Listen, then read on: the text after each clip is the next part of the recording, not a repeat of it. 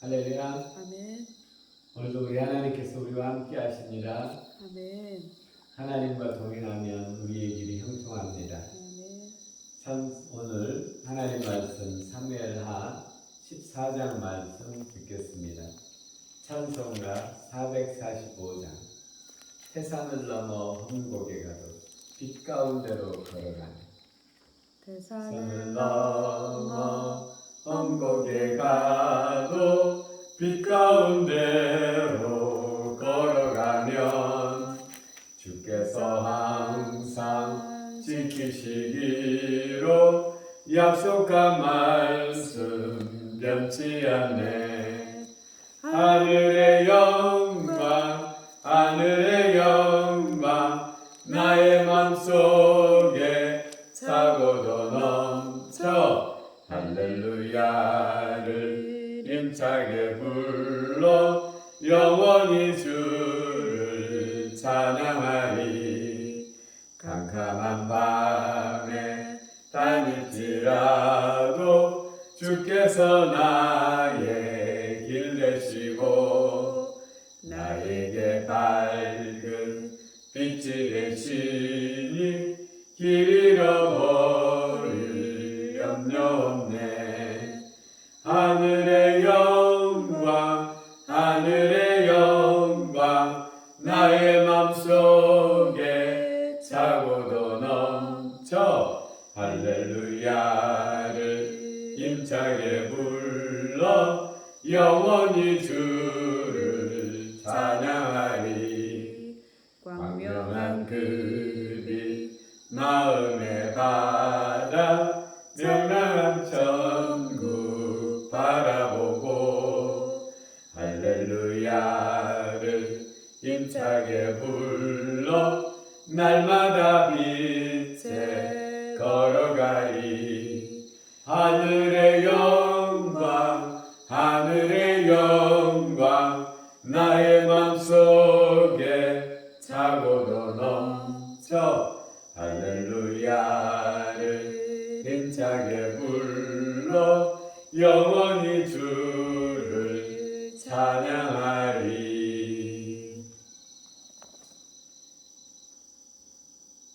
할렐루야. 14장 말씀 사무엘하 듣겠습니다.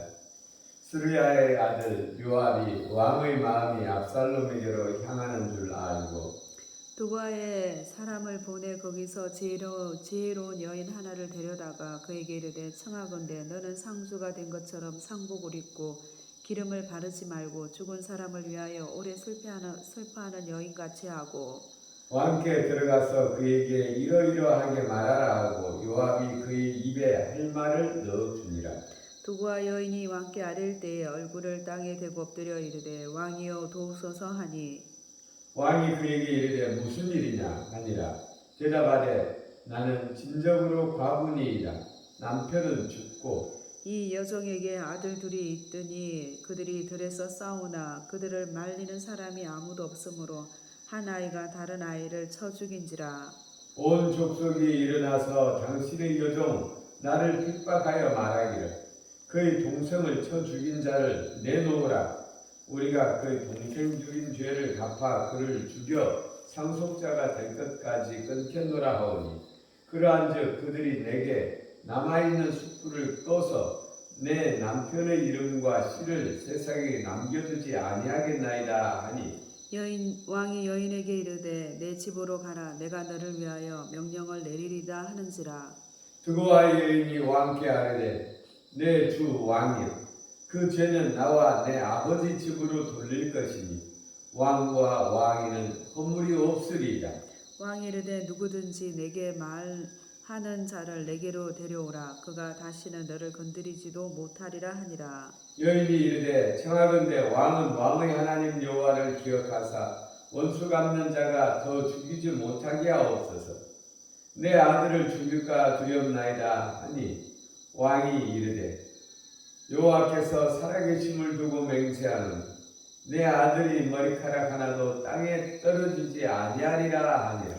여인이 이르되 청하건대 당신의 여종을 용납하여 한 말씀을 내 주 왕께 여쭙게 하옵소서 하니 그가 이르되 말하라 하니라.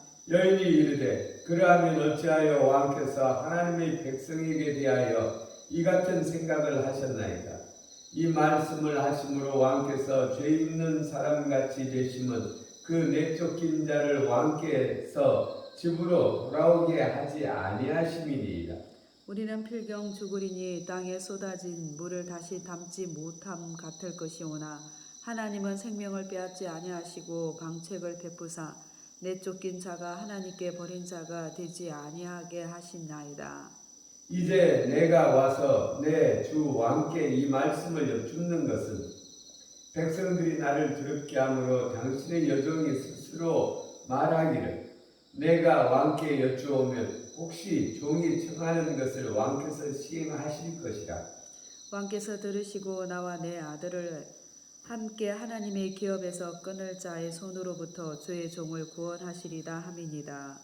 당신의 여종이 또 스스로 말하기를 내 주 왕의 말씀이 나의 위로가 되기를 원한다 하였사오니 이는 내 주 왕께서 하나님의 사자같이 선과 악을 분간하심이니 원하건대 왕의 하나님 여호와께서 왕과 같이 계시옵소서.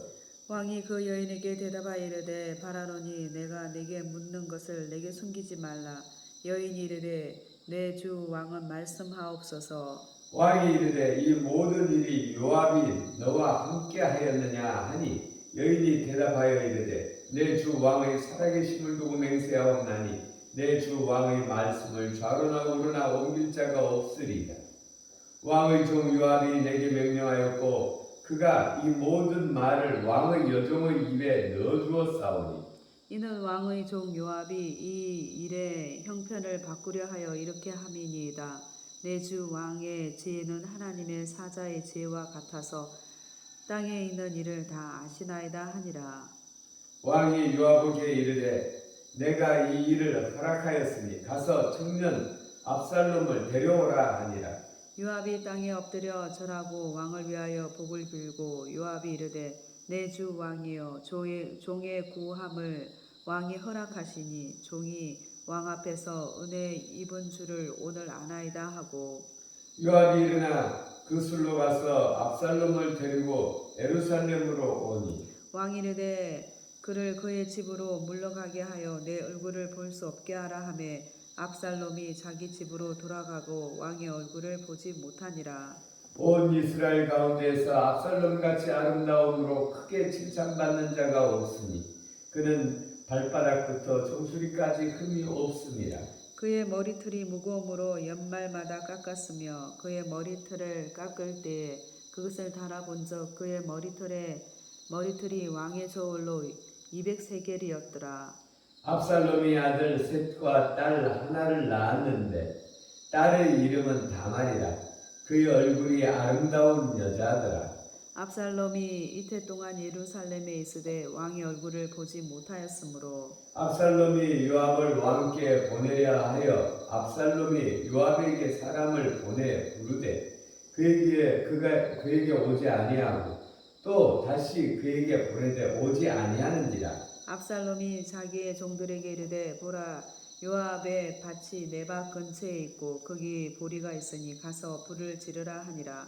압살롬의 종들이 그 밭에 불을 질렀더니 요압이 일어나 압살롬의 집에 가서 그에게 이르되 어찌하여 내 종이 내 밭에 불을 질렀느냐 하니 압살롬이 요압에게 대답하되 내가 일찍이 사람을 내게 보내 너를 이리로 오라 청한 것을 내가 너를 왕께 보내 아뢰게 하기를 어찌하여 내가 그 술에서 돌아오게 하였나이까. 이때까지 거기 있는 것이 내게 나았으리다 하려 함이로다. 이제는 내가 나로 하여금 왕의 얼굴을 볼 수 있게 하라. 내가 만일 죄가 있으면 왕이 나를 죽이는 것이 옳으니라 하는지라.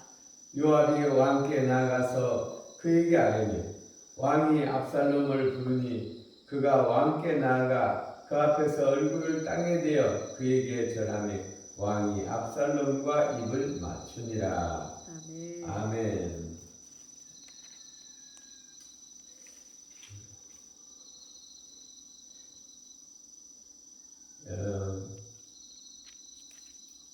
다윗에게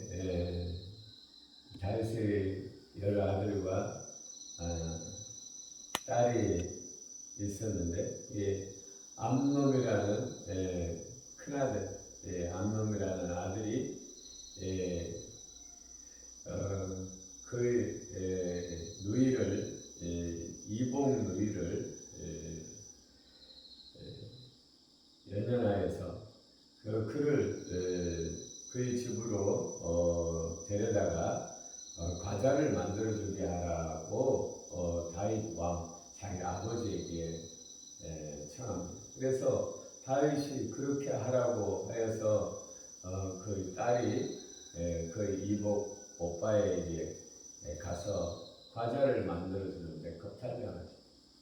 그래서 이 여인이 이 공주의 친오빠 압살롬이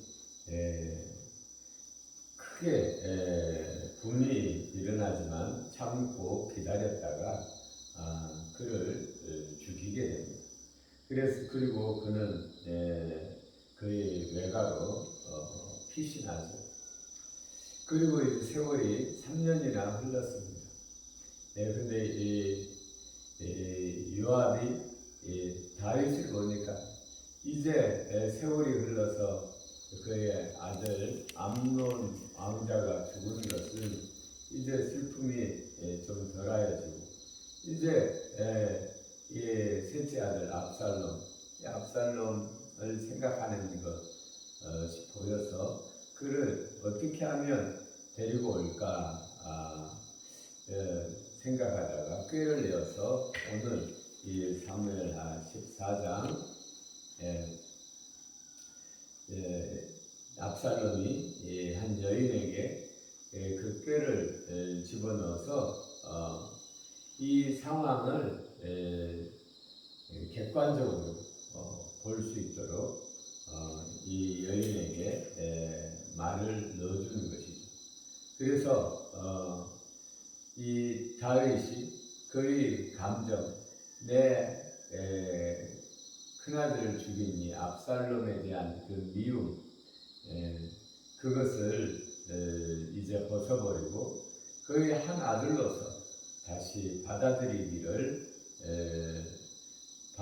수 있는 그 마음을 그 아들을 셋째 아들을 다시 그의 죄가 크지만 다시 받아들이고자 하는 그 마음을 열어주는 것이죠. 그래서 그 아들 압살롬이 다시 이 다윗 이 나라로 돌아오게 됩니다. 그리고 또 우여곡절 끝에 다시 이 아들과의 다시 만남을 갖게 되죠. 이 객관적으로 볼 수 있다라는 것, 자기의 감정을 버리고 객관적으로 볼 수 있게 해주는 것이 이 성경입니다. 우리가 살다 보면 한 가지의 감정을 키워서 증폭시켜서 그 감정에 매몰되어 버리는 경우가 있죠. 이 경우가 오늘 이 다윗의 경우에서 볼 수 있죠. 우리도 개인적으로 저 같은 경우도 어떤 때는 교회가 성장이 안 되고 이렇게 하면 참 마음이 답답하고 힘들죠. 내가 여기 목회자를 부르는 게 맞나 이런 생각을 하게 되고 또 그만둘까 이런 생각도 하게 되는 때가 있죠. 그런데 또 주위에서 또 목사님들이 여기 시골을 지키는 것만 해도 참 대단하다라고 또 격려를 해주기도 하죠. 그러면 내가 좀 더 객관적으로 바라보고 또 새 힘을 얻는 경우가 있죠. 오늘 이 다윗을 보면 다윗이 사실은 자녀들을 이 가정을 하나님 앞에는 참 충성스럽지만 이 가정을 이끄는 데 대해서는 좀 부족한 것들을 보게 됩니다. 아마 그 배경을 보면 어렸을 때부터 그 가정이 다윗이 그 아버지와 그 친형들로부터 환영을 받지 못함으로 말미암아 그 아버지의 로부터 그 사랑을 온전히 받지 못해서 이룰 수 있다고 저는 개인적으로 생각을 합니다. 정상적인 가정 가운데서 자라지 못한 이 다윗이 또 자기 자녀들에 대해서도 어떻게 키워야 할지를 모르는 것이죠.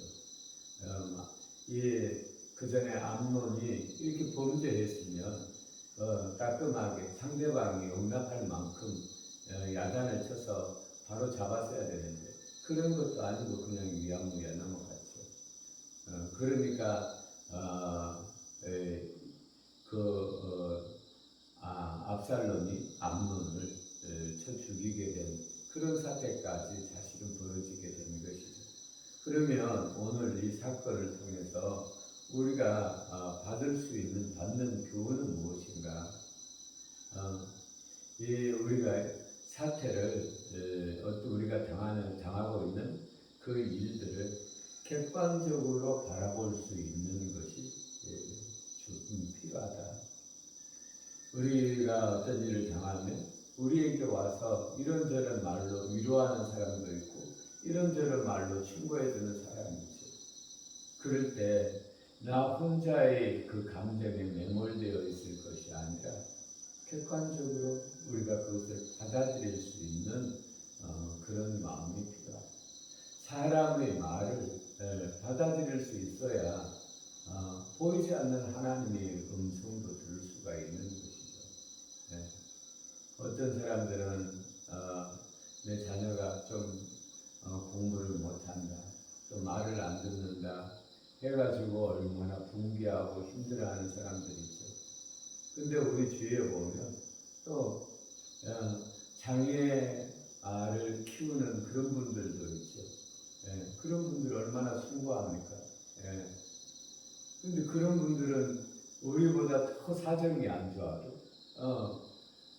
그 하나의 생명을 귀하게 여기고 그렇게 키워내는데 우리는 건강한 자녀에 대해서 과분한 기대를 가지고 거기에 미치지 못한다고 해서 실망하고 그 자녀를 원망하고 이렇게 하는 것들을 보죠. 우리 주위에서도 자녀뿐만 아니라 내 주위에 있는 사람들, 또 가까이 있는 부부, 내 마음을 채워주지 못한다고 좋은 것은 가려버리고 못한 것만 들추는. 그래서 우리가 하나하나의 사건들을 하나님 앞에서 기도하면서 객관적으로 바라볼 수 있어야 되겠다. 오늘 우리에게 있는 문제가 무엇입니까? 그것을 우리가 이 유학과 같이 객관적으로 그것을 투영시켜서 이 숨은 그 부성애를 이끌어내서 다시 부자가 파업하게 하는 이런 것이 필요하다라는 생각이 듭니다. 기도 올리겠습니다. 우리에게 생명 주신 우리 아버지 하나님 사랑합니다. 오늘 또 이 말씀을 통하여 우리 인생을 객관적으로 바라볼 수 있는 계기를 주시니 감사합니다. 하나님 사랑합니다. 우리가 한 가지 일에 너무 매몰되지 않게 하시고 우리 하나님께서 베풀어 주신 또 다른 은혜들을 귀히 여기며 바라보며 우리가 또 새 힘을 얻어 하나님 앞에 나아갈 수 있도록 하나님께서 주신 이 인생을 담대하게 살아갈 수 있도록 하나님 역사하여 주옵소서. 우리 하나님 오늘도 생명의 말씀으로 우리를 이끄시는 하나님께 감사드리며 우리를 구원하신 예수님 이름으로 기도 올렸습니다. 아멘.